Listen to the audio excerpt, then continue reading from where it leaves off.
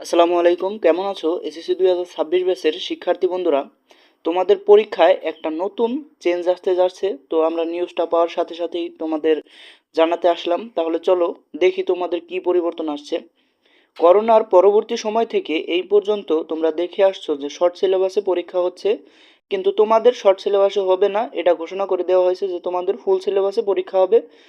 তোমাদের ফুল সিলেবাসটা ইতিমধ্যে দিয়ে দেওয়া হয়েছে, অনেক আগে থেকেই তোমরা দেখে নিয়েছো।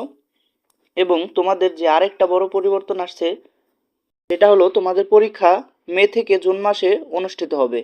তো তোমাদের পরীক্ষা আসতে এখনো অনেক সময় বাকি, তোমরা ভালো একটা প্রিপারেশন নাও এবং আমাদের চ্যানেলের সাথেই থাকো। আমরা সকল বিষয়ের সাজেশন দেব তোমাদের, তোমরা সকল বিষয়ের সাজেশন এই চ্যানেল থেকেই পারবা এবং পরীক্ষার যে সকল আপডেট আসবে সবার আগে তোমরা এই চ্যানেল থেকেই পেয়ে যাবা।